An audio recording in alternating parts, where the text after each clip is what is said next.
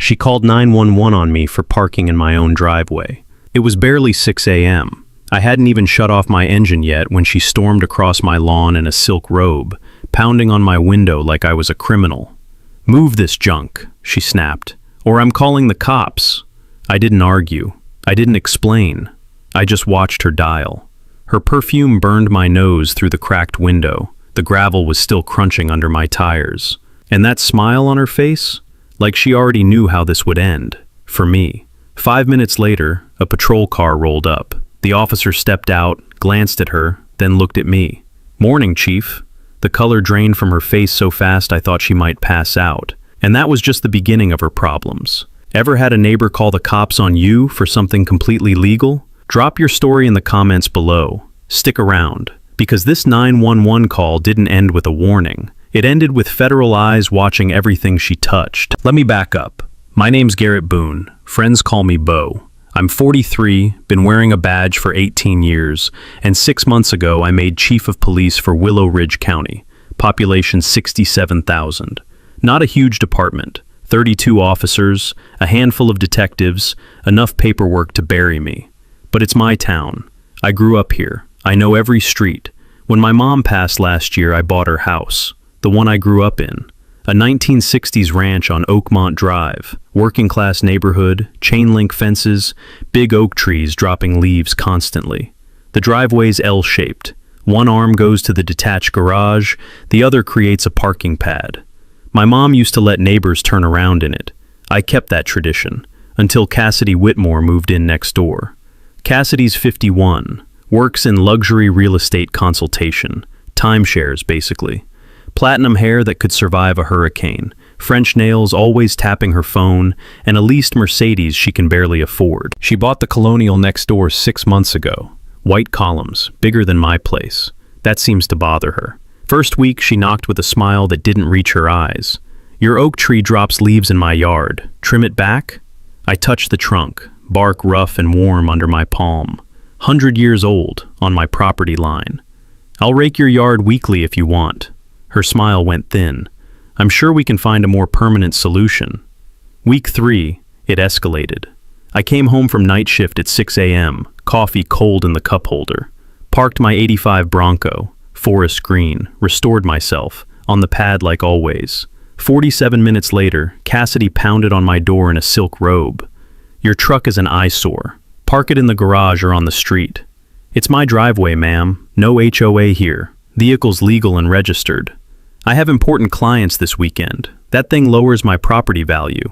"I'm not moving it." Her heels clicked sharp on concrete as she stormed back to her house. I thought that was it. That evening, I returned from the grocery store, pulled into the same spot. Cassidy came out immediately, held up her phone, dialed 911. "Ma'am, this is my property. I'm not breaking any laws." She ignored me, speaking loud enough for me to hear. "There's a suspicious vehicle blocking access. The driver's refusing to move. I feel threatened." I recognized dispatcher Stella's voice, 15-year veteran. Confused pause when she heard my address. I called non-emergency. "Stella, it's Bo. Send an officer. I want this documented." Cassidy's eyes narrowed. "You're lying." 10 minutes later, Officer McNally pulled up, my old partner. He took her statement while she stood there radiating smugness. Then he turned to me. "Chief, you need anything else?" The word hit like a brick. Cassidy froze. "Chief?" "Yes, ma'am. You just called 911 on the chief of police for parking legally in his own driveway." Her mouth opened, closed, opened again. "I want your supervisor." McNally stayed professional. "Ma'am, you're looking at him." After McNally left, Cassidy stood in her driveway. The street light buzzed above us. A sprinkler hissed down the block. The air smelled like fresh-cut grass and motor oil. Then she smiled, cold this time. "You think a badge makes you special? I know people, important people. This isn't over." Her heels clicked like gunshots back to her house. I stood there and realized she wasn't going to stop. Inside, I opened my laptop and started a file. Dates, times, witnesses, photos, everything. My gut told me I'd need every piece of it. The next 10 days, Cassidy stopped being annoying and became strategic. She couldn't claim illegal parking anymore, so she found new angles. It started on a Saturday morning. I was mowing my lawn, electric mower, barely louder than a vacuum, when my phone buzzed. Dispatch. Chief, we got a noise complaint for your address. I killed the engine. You're serious? Wish I wasn't. Caller says you're violating noise ordinance. The grass clippings stuck to my shoes, damp and fresh smelling, as I walked to meet Officer Ramirez. He pulled up trying not to grin. Let me guess, I said. 10 a.m. on a Saturday, electric mower. He checked his tablet. Noise allowed 9 a.m. to 8 p.m. weekends. You're clear. Cassidy's curtain moved in her window, just enough to let me know she was watching. No violation, but it was logged, official record, exactly what she wanted. I went inside and opened a notebook, started writing. Date, time, complaint, officer, outcome. I had a feeling this list was going to get long. 4 days later, I came home to find a stranger in my yard with surveying equipment. Didn't recognize the company name on his vest. Can I help you? He showed me a work order. Cassidy had hired him. Hadn't notified me, which is technically legal, but it's the kind of move you make when you're looking for a fight. She says your fence is 4 inches onto her property. The fence had been there since 1973. I'd gotten a certified survey when I bought the house 6 months ago. I retrieved it from my filing cabinet. The paper's still crisp, county seal embossed in the corner. Here, fence is exactly where it should be. The surveyor compared his numbers to mine, frowned. Yeah, you're right. I'll let her know. 2 days later, certified mail. Cassidy demanding I remove the fence within 30 days or face legal action. My attorney buddy drafted a response for free, attached my survey, the original building permit, and a suggestion that she verify her surveyor's credentials. When I looked up the company online, I understood why her measurements were wrong. The reviews were brutal. Lots of angry homeowners talking about manufactured property disputes. I'd seen this kind of thing before in my years on the force. Shady surveyors who tell clients what they want to hear. She'd gone shopping for the answer she wanted. The following Sunday, I finished installing a new sprinkler system. Took me all weekend, but I'd saved $1,200 doing it myself. Tested every head. Perfect pressure, perfect coverage. Next afternoon, I came home to find 3 heads snapped off. Cassidy was in her yard on the phone. When she saw me notice, she walked over. Oh, that. My landscaping crew accidentally stepped on them. Sorry. Her crew was her nephew with a weed whacker. I'd watched him work the week before. I crouched down to inspect the damage. The flower bed soil was still soft from watering. The footprints were clear. Deliberate stomps, not accidental steps.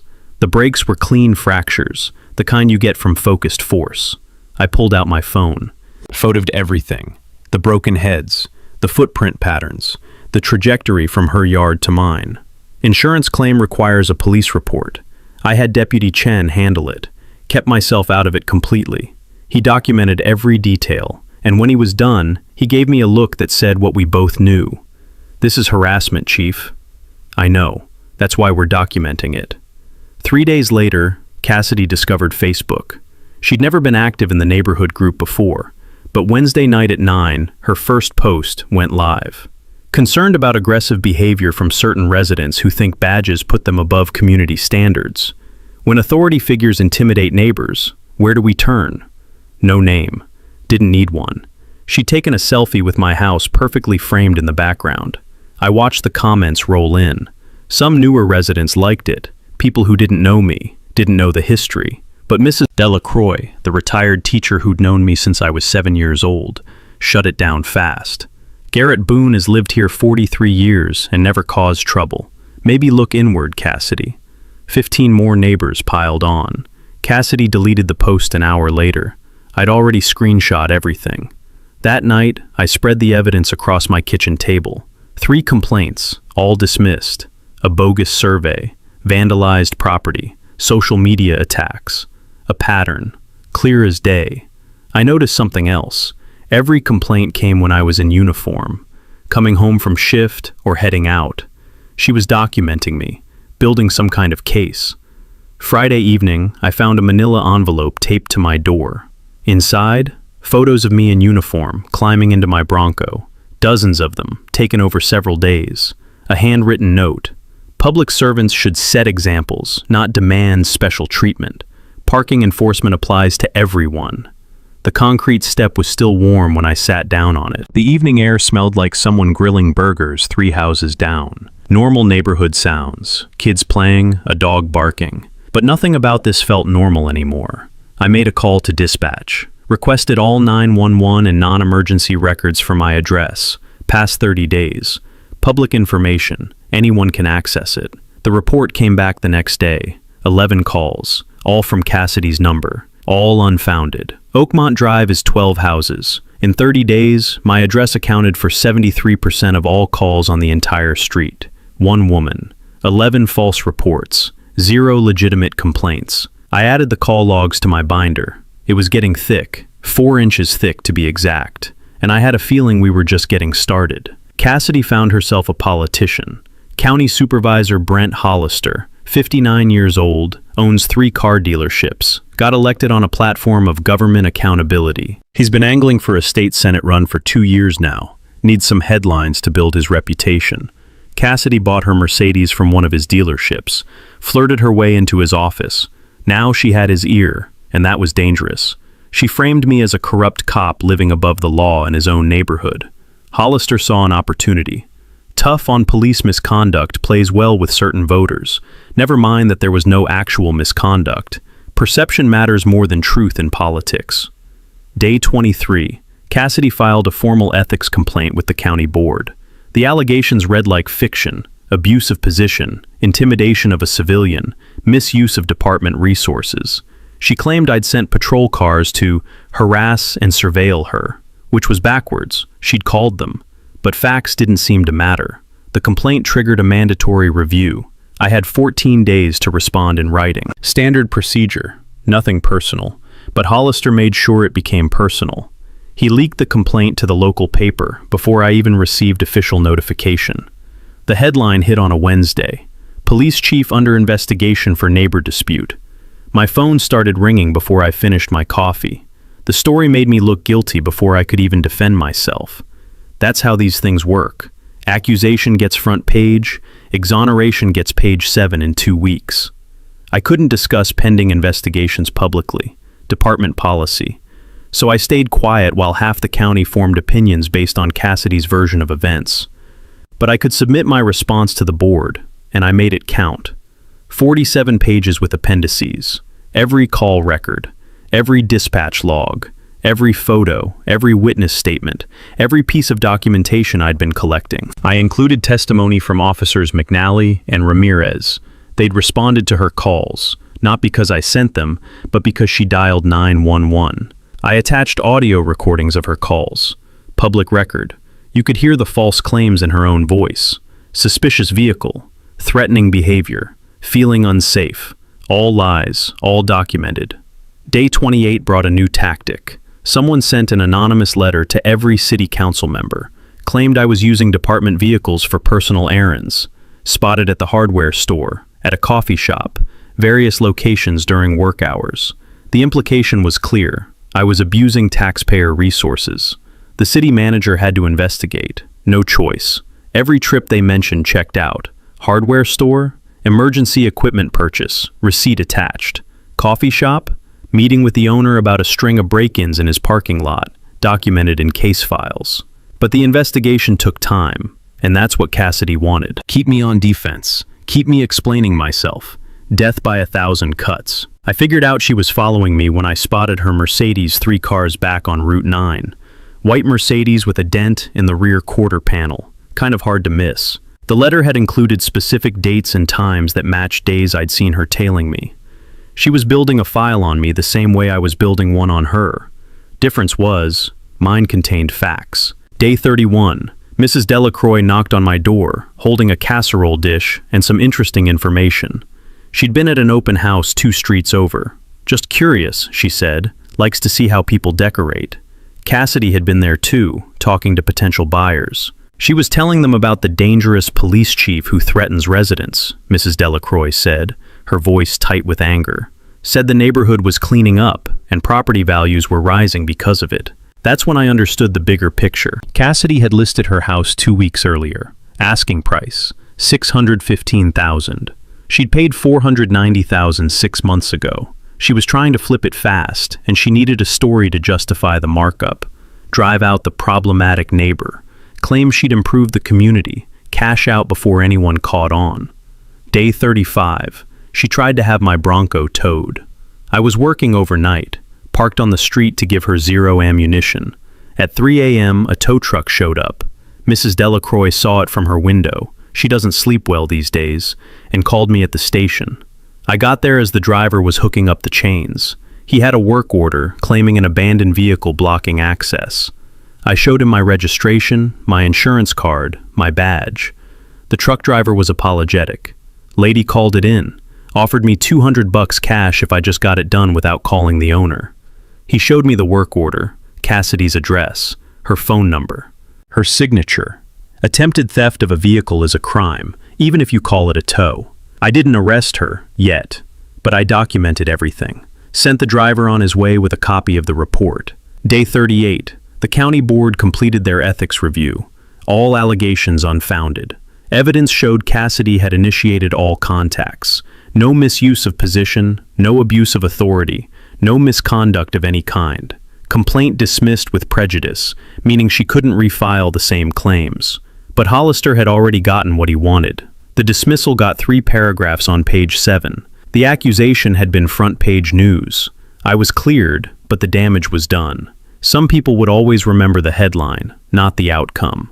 That night, I started digging into Cassidy's background, public records, property transactions, business licenses, court filings. I found the first breadcrumb. She'd been sued 3 times by former business partners in 2 different states. Same pattern every time. Take deposits, make promises, disappear when things got complicated. I printed everything I found and added it to the binder. It was time to stop playing defense. Time to find out who Cassidy Whitmore really was. Cassidy was getting desperate. The ethics complaint had failed. My reputation was intact with the people who mattered. But her house still wasn't selling, overpriced in a bad market, and word was getting around about the difficult neighbor who lived there. Her mortgage payment was killing her. The Mercedes lease was 2 months behind. Credit card bills were piling up from maintaining that Scottsdale lifestyle she couldn't actually afford. Financial pressure makes people do stupid things. Day 44. Mrs. Delacroix's beagle got sick.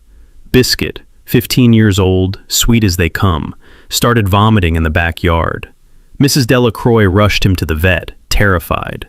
The vet found slug bait pellets in his system. Toxic, but treatable. Biscuit would survive, but it was close. Before Mrs. Delacroix even got home from the vet, Cassidy was on Facebook. Neighborhood pet poisoner on the loose. Wonder if it's the same public servant who thinks rules don't apply to him. The implication was crystal clear. She was accusing me of poisoning a 15-year-old dog. I don't use pesticides, haven't in years. My yard is certified wildlife friendly. I've got the plaques from the county conservation program mounted in my garage. But I do have doorbell cameras now. I pulled the footage from 2 days earlier. There it was, Cassidy's nephew spreading slug bait in her yard. The wind had been strong that afternoon. The pellets had blown straight into Mrs. Delacroix's flower beds. I shared the footage with Mrs. Delacroix. With her permission, she posted it to Facebook. The neighborhood turned on Cassidy fast. Several people messaged me privately. She tried this with us too. She accused our son of scratching her car. She reported our home business to the county. Completely legal business. We had all the permits. A pattern. This wasn't just about me. This was how she operated. Day 48 brought something worse. My brother Marcus visited with his kids, twin girls, 7 years old. They were playing in my backyard, completely supervised, just being kids, laughing, running around, normal stuff. 2 days later, Marcus got a visit from Child Protective Services. Anonymous report. Children seen playing unsupervised near a dangerous individual with weapons in home. The CPS investigator was apologetic. She recognized my address immediately, knew this was garbage, but she had to follow up. It's the law. Every report gets investigated.